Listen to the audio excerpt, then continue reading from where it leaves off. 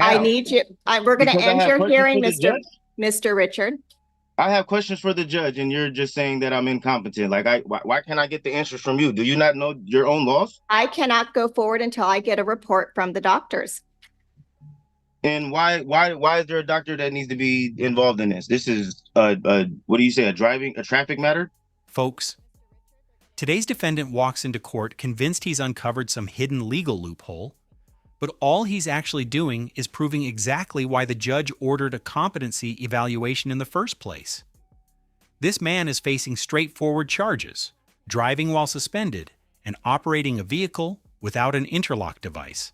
But instead of answering basic questions, he derails the entire hearing, demanding injured parties, claiming he's never had a license to suspend, and insisting he should be allowed to settle the matter like it's a customer service complaint. And the moment the judge explains the law, he spirals hard. Stay locked in, because this hearing turns into one of the clearest examples of sovereign confusion collapsing on itself. Mr. Richard, are you able to activate your camera? I can, but I'm moving stuff around at the same time. Okay, well, we can multitask. well, let's just go ahead. I don't know if you were listening in when we were talking about your case. As you know, we've been waiting for the doctors to talk with you to see whether or not you're able to go forward on this matter. And there is now a date set for your interview. I don't understand. What am I meeting with a doctor for?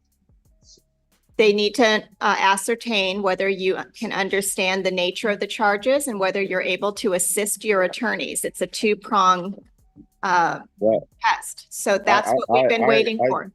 I understand the nature. I'm trying to figure out the cause. You guys never tell me.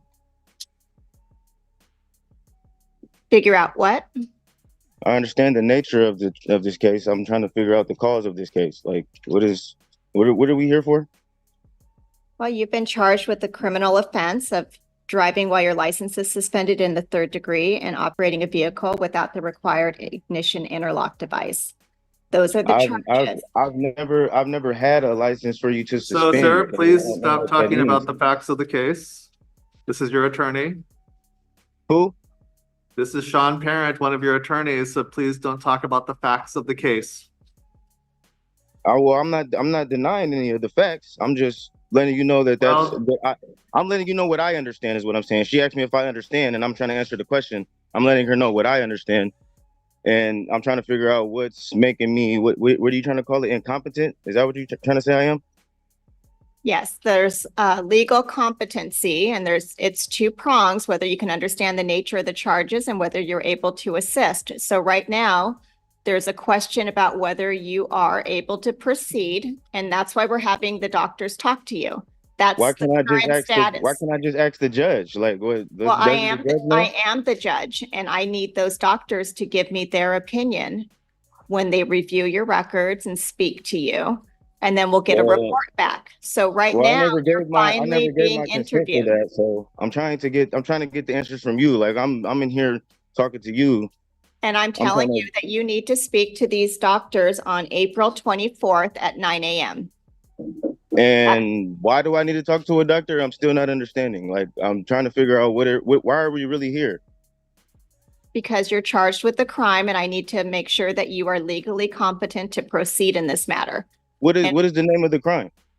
I told you it's driving while license suspended, third degree, and operating a vehicle without an ignition interlock device. Is there any injured parties? Is there somebody willing to go on the stand and say that I actually committed a crime?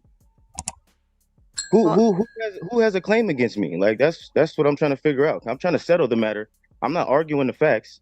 I'm just trying to take care of this, and we cannot proceed while your ability to understand the nature of the charges and to assist your attorney is at issue. We cannot proceed. We're in this status. I could just ask you. That's what I'm saying. I'm telling you right now. So the next hearing will be hopefully with a report in hand. You will have had your interview on April 24th at 9 a.m. Mr. Parent, you know where he would be going for that? I'm not sure if it's going to be at the Shoreline Courthouse or down at our office in Kent, or possibly at the courthouse in Kent. Kind of depends on where he lives. You have good contact with Mr. Richard? Yeah, we have a good phone number for him. Okay.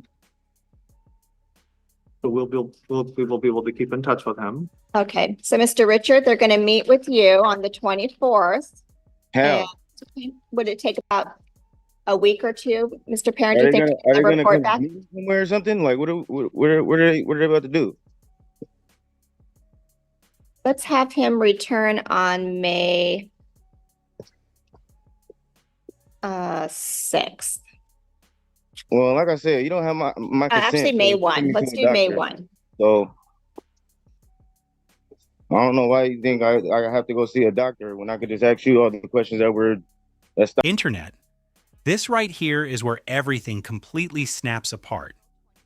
The judge has explained the competency evaluation at least half a dozen times, and instead of listening, he goes full sovereign mode, demanding to know who put the plea in, insisting attorneys must do what he says or they're in dishonor, and trying to negotiate a criminal charge like he's paying a parking ticket. Let's break this down. Sovereign citizens love to believe that legal procedures don't apply unless they personally consent. But competency isn't optional. It's a constitutional safeguard. And the judge can absolutely enter a not guilty plea when a defendant is unable to do so themselves. That's standard criminal procedure, not a conspiracy. And his biggest misunderstanding? Criminal cases don't require injured parties to personally testify. Driving laws protect public safety, not individual complainants. Question for the viewers. Have you ever seen someone prove the need for a competency exam this thoroughly, this quickly? stopping us from going forward. I told you I'm trying to settle the matter. I don't know what's going on. Right. We keep trying to explain that to you, Mr. Richard. The reason is you're going to have to talk to these doctors and we'll get some additional information. All right, So cool. your Okay, next well, hearing will be has there on been- May 1st. Has there been a guilty plea that has been put into record? No, we can't do that because we have to determine whether or not you're able to proceed in this case. So there is no plea that's been put in filed. There's a plea of not guilty that's been entered. And who put that in?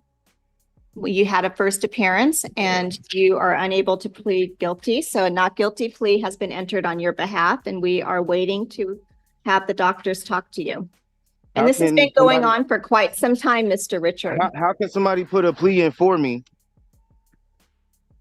That makes no sense. Doesn't the attorney have to do what I ask them to do, or they're acting in dishonor if Well, they don't do what I tell them to do? All of this confusion that's going on right now is many examples of why we need this evaluation to take place. So No, I how? need you, we're going to Because I end have your questions hearing, for the judge? Mr. Richard. I have questions for the judge, and you're just saying that I'm incompetent. Like, why can't I get the answers from you? Do you not know your own laws? I cannot go forward until I get a report from the doctors. And why is there a doctor that needs to be involved in this? This is what do you say, a traffic matter? Okay, I'm going to conclude this hearing. I believe that we need a report from the doctors based upon your answers, and this has been going on for I just quite some told you, like, time. I'm not denying any of the facts. So why do we need to see a doctor? Can I just pay for can I just settle the fines that you have in there's this case? a Can I criminal just do that charge and with get this over jail. with? Huh? All right, so What'd you say? it's a criminal charge with jail. It's not just paying a fine, Mr. Richard. So we are going to set this over. May 1st will be the next date you come back to court. And I will Well- ask that you follow through and attend that evaluation on April 24th. You just And told me that this was Mr. criminals, Parent right? is going to make sure you know where you need to go. But you just told me this was criminal, right? So why can't I just settle the fines? Because criminal is not about fines. It's about jail time as well. So. And why that's- does somebody get jail time for something that they never had? I've never had a driver's license. Mhm. Okay, so we are done with your case today, Mr. Richard. Thank you. We'll get that date out to you. Well, you don't have my consent, so like I said, I don't know what you think I'm. All right. Y'all, by the end of this hearing, the judge is out of options. She's repeated the charges, the process, the reason for the evaluation, and the upcoming dates. And every time the defendant responds with another sovereign-style misunderstanding, mixing settling fines, injured parties, and I don't consent into one long loop. What he doesn't realize is that none of that has anything to do with competency or criminal procedure. Here's what matters. Driving while suspended is a criminal offense. Ignoring the ignition interlock requirement is a criminal offense. And when a defendant shows confusion about basic concepts, pleas, process, jurisdiction, attorney duties, the court must verify they understand what's happening before letting the case continue. His frustration actually reinforces the judge's concern. And until he cooperates with that April 24th evaluation, nothing else can move forward. No pleas, no settlements, no arguments, nothing. The judge keeps the door open for him, but only if he follows the legal steps required. And as we've seen countless times, sovereign shortcuts always end the same way. Nowhere. Team, if you enjoyed this breakdown of sovereign confusion meeting legal reality, hit that like button, drop a comment, and subscribe for more courtroom chaos. And don't forget to ring the bell. You won't want to miss what comes next.